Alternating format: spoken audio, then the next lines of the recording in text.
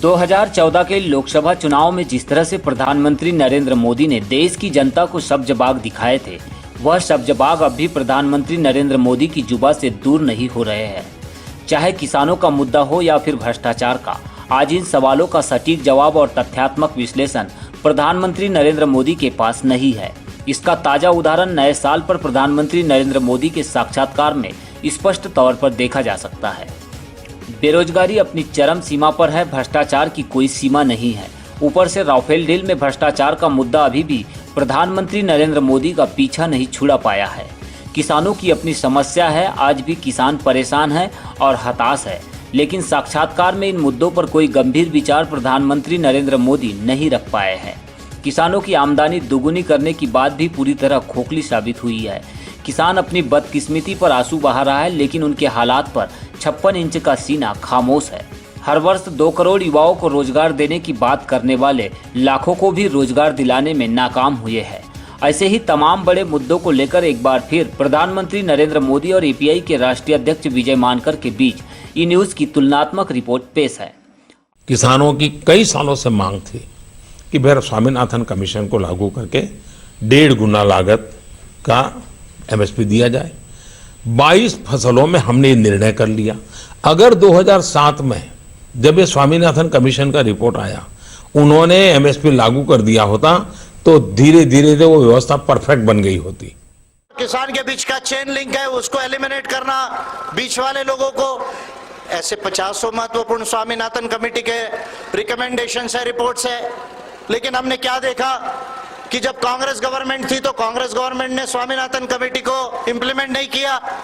BJP government ने पिछले 4-4.5 सालों में स्वामीनाथन कमेटी को इंप्लीमेंटेशन नहीं किया। आइए देखते हैं सबसे पहले युवाओं के रोजगार, किसानों की समस्या और राफेल मुद्दे से जुड़े विषयों पर प्रधानमंत्री नरेंद्र मोदी का ये साक्षात्कार। किसानों की कई सालों से मांग थी कि भाई स्वामीनाथन कमीशन को लागू करके 1.5 गुना लागत का एमएसपी दिया जाए। 22 फसलों में हमने ये निर्णय कर लिया। अगर 2007 में जब ये स्वामीनाथन कमीशन का रिपोर्ट आया, उन्होंने एमएसपी लागू कर दिया होता तो धीरे धीरे वो व्यवस्था परफेक्ट बन गई होती और किसान कर्जदार नहीं हुआ होता। लेकिन वो करने के बजाय चुनाव जीतने के रास्ते खोजना। तीसरी बात है, हम देश के किसानों को समझाना, ये मीडिया की भी जिम्मेवारी है। क्या कर्ज माफी करके किन किसानों को फायदा होता है, कितने किसानों को फायदा होता है? देश का बहुत कम वर्ग ऐसा है जो बैंकों से लोन लेता है।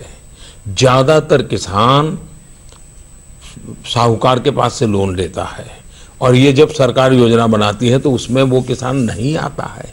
जो किसान को मरना पड़ रहा है वो इस व्यवस्था का हिस्सा नहीं है, वो से बाहर है। और इसलिए ये सिर्फ चुनावी स्टंट किए जा रहे हैं। फिर भी अगर राज्य सरकारें करती हैं तो हम उनको रोकते नहीं हैं।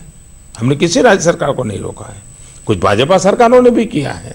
तो जिस राज्य की जैसी सुविधा होगी वो करेंगे, हम किसी को रोकते नहीं हैं। लेकिन इस समस्या का समाधान दूर करने के लिए भारत सरकार कमिटेड है, किसानों की ताकत बढ़ाने के लिए कमिटेड है, किसानों की समस्याओं का समाधान करने के लिए कमिटेड है और इसके लिए किसानों को एम्पावर करने के लिए जितने कदम उठाए जा सकते हैं उसको पूरी तरह उठाने का हम प्रयास कर रहे हैं।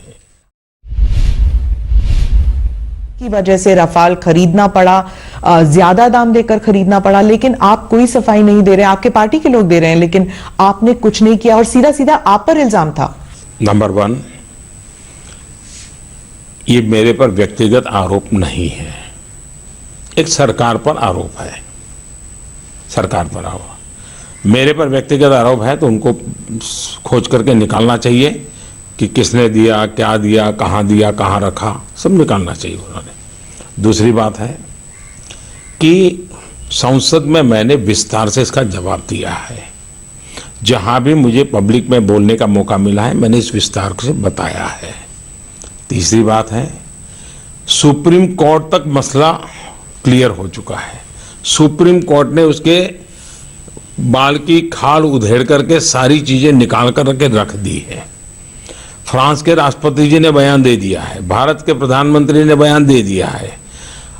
उनको इतना कर लीजिए, जो इतने सवाल मुझे पूछ रहे हैं, वे जब भी बोले तो आप इतना कोई मीडिया में हिम्मत होनी चाहिए, उनको पूछे कि ठहरिए भाई, आप बताइए, सिद्ध कीजिए, आप जो आरोप लगा रहे हैं हमें बताइए, ऐसे पत्थर मार के भाग मत जाइए, कीचड़ उछाल करके भाग मत जाइए, एक तो सवाल पूछिए उनको, कहीं तो दे कि भाई हाँ यहाँ का लिंक यहाँ, यहाँ का लिंक यहाँ है, ये तो दे नहीं पा रहे, बोलते चले जा रहे हैं जी। अब मुझे बताइए, उनको ये बोलने की बीमारी है तो मुझे बार बार उसी में उलझते रहना चाहिए क्या? मैंने एक बार जवाब दे दिया, पार्लियामेंट में दे दिया, सुप्रीम कोर्ट से मामला आया। दूसरी बात है, देश में चर्चा ये होनी चाहिए कि आजादी के बाद लगातार डिफेंस डील हमेशा विवादों में क्यों आए हैं?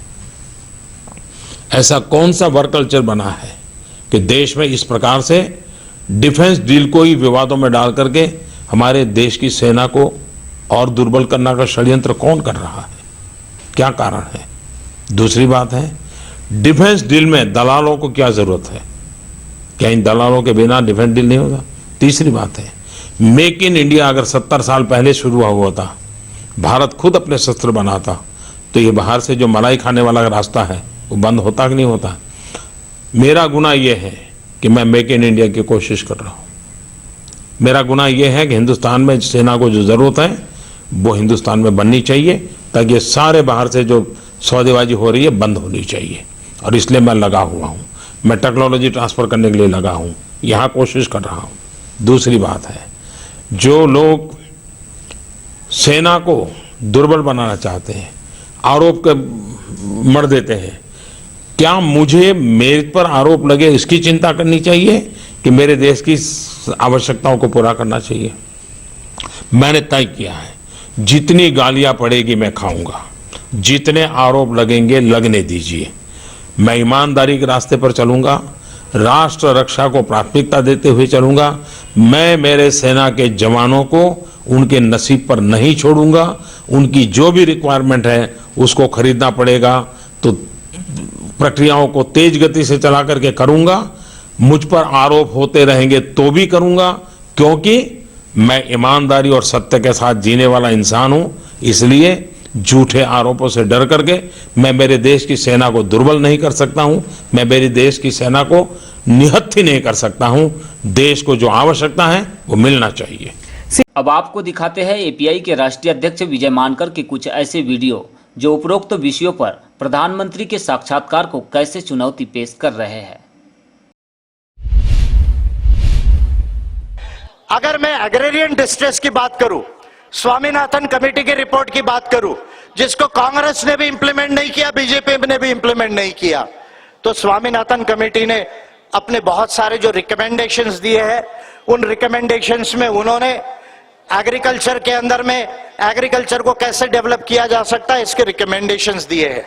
उन रिकमेंडेशंस में स्वामीनाथन कमेटी ने जहां भूमि सुधारों की बात कही है, वही एग्रीकल्चरल क्रेडिट की भी बात कही है, यानी किसानों को जो लो क्रेडिट है, 4% के ऊपर जो क्रेडिट है, या उनकी कर्जा माफी है, ये तमाम चीजों के ऊपर में भी बहुत सारे रिकमेंडेशन स्वामीनाथन कमेटी ने दिए हैं।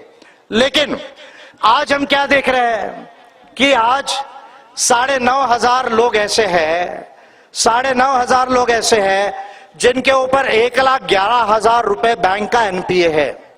1,11,000 करोड़ रुपया बैंक का एनपीए केवल 9,500 उद्योगपति के ऊपर है।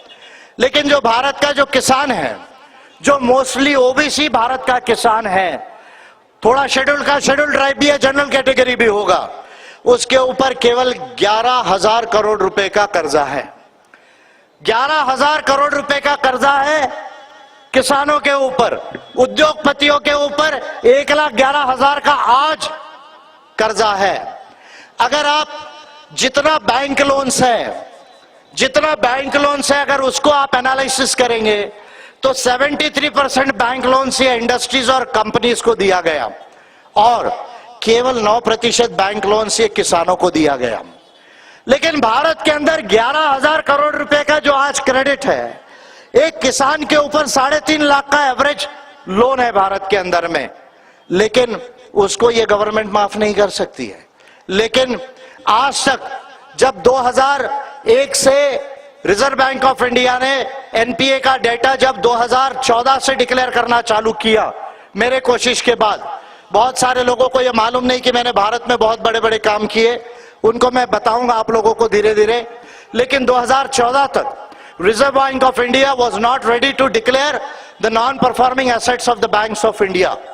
बट 2014 में अंबेडकराइट पार्टी ऑफ इंडिया जब बनी और उसके बाद जब मैंने कोशिश की, उसके बाद आरबीआई ने डेटा डिक्लेयर किया और आज तक 11 लाख करोड़ रुपए से ज्यादा एनपीए बैंक का पैसा भारत में उद्योगपतियों ने डुबा दिया। 11 लाख करोड़ रुपए का जो लोन है वो भारत के उद्योगपतियों ने डुबा दिया। वो डेटा बढ़ रहा है, कम नहीं हो रहा है। शायद अभी 11.5 लाख हो गया होगा, 12 लाख हो गया होगा, अगर मैं कल तक का डेटा यदि देखता हूं तो। भारत के अंदर 2007 से लेकर पिछले साल तक, इस यूनियन बजट तक 50 लाख करोड़ रुपया भारत के बजट से, टैक्सेस से उद्योगपतियों को माफ किया गया। और हमारे मोदी जी जो है ये कहते हैं, अभी आजकल बहुत ज्यादा बोल रहे हैं और कह रहे हैं कि भाई चौकीदार सो नहीं रहा इसलिए इनको परेशानी है, चौकीदार सो नहीं रहा इसलिए इनको परेशानी है। तो मैंने कहा यार, चौकीदार आंख खोल के कैसे जागता है? देखो, आंख खोल के चौकीदार बैठा है। पहले ललित मोदी भाग गया, उसके बाद में नीरव मोदी भाग गया, उसके बाद में विजय माल्या भाग गया, उसके बाद में और चौकसी भाई भाग गया और बहुत सारे लोग भाग गए। ये कैसा चौकीदार है? ड्यूटी करता है, आंख खुले रखता है और चोर चोरी कर करके ले जाते हैं। ये कैसा चौकीदार है कि वो खुला रखता है और लोग जो है वो लेकर चले जाते हैं। राफेल डील के अंदर में मैं तो सुप्रीम कोर्ट ऑफ इंडिया का बड़ा रिस्पेक्ट करता हूं, करना चाहिए, लेकिन राफेल डील का जो डिसीजन है, मैं कहूंगा कि ये बहुत ही जो है वो इनकम्प्लीट निर्णय सुप्रीम कोर्ट ऑफ इंडिया ने दिया। क्या दो ही बातें थी। एक कि ये 550 करोड़ का प्लेन ये 1650 करोड़ कैसे हो गया? भाई 10 साल में ऐसा क्या भाव बढ़ गया कि 550 करोड़ का प्लेन 1650 हो गया? एक कॉस्टिंग देखो। दूसरा, ये जो अंबानी और बाकी लोगों को हमारी पब्लिक सेक्टर को बाईपास करके कॉन्ट्रैक्ट दिया, उसका प्रोसीजर सही था या नहीं था? ये देखो, सुप्रीम कोर्ट ने कहा कि नहीं प्रोसीजर सही है, दिया, ठीक है, चलो ठीक है। पर सुप्रीम कोर्ट ऑफ इंडिया में भारत सरकार ने सील्ड एनवेलप में प्राइस दिया, सीएजी की रिपोर्ट दी सील्ड रिपोर्ट में, और किसी ने नहीं देखा। जंगल में मोर नाचा किसने देखा? आपने देखा क्या? मैंने नहीं देखा। तो सील्ड एनवेलप में जजेस के पास गई। अब जजेस ने ये कह दिया ऑर्डर में, एक लाइन नहीं लिखी कि सीएजी का कॉस्टिंग क्या है, इनका कॉस्टिंग क्या है। पूरे रिपोर्ट में, पूरे ऑर्डर में एक लाइन नहीं है, ऑर्डर का डिस्कशन नहीं है प्राइजेस में, प्राइजेस का डिस्कशन नहीं ऑर्डर में। और सुप्रीम कोर्ट ऑफ इंडिया ने कह दिया कि भाई ये हमारा काम नहीं है देखना, हम इसको नहीं देख सकते। तो कम से कम ये तो लिख देते थे कि सीएजी के रिपोर्ट ने ये बातें कही और इसका प्राइस ऐसे ऐसे बढ़ा, नहीं हुआ। उस बात को लेकर जो है वो बीजेपी के लोग कहते हैं कि भाई हमने तो कोई घोटाला नहीं किया। अगर घोटाला नहीं किया तो भैया पार्लियामेंट की कमेटी जो है, सुप्रीम कोर्ट तो सुप्रीम नहीं है। मैं कई बार बोल चुका हूं कि supreme court is not supreme. हमारे कॉन्स्टिट्यूशनल स्कीम में सोवरेनिटी यानी सुप्रीम जो है वो नागरिक है और इंस्टीट्यूशनल जो अपर हैंड है वो पार्लियामेंट का है, आज भी पार्लियामेंट का है। तो पार्लियामेंट की जेपीसी में देखा जाए और देखा जाए कि कितना पैसा उसमें सही गलत था, और अगर सही है तो टेबल कर दिया जाए, डिबेट हो जाए, क्लीन चिट दे दी जाए। लेकिन इसके लिए जो है वो बीजेपी की सरकार जो है वो राजी नहीं है। तो ये बीजेपी हो या कांग्रेस हो, दोनों ने भारत के 1% लोगों के पास 60% संपत्ति को ट्रांसफर किया।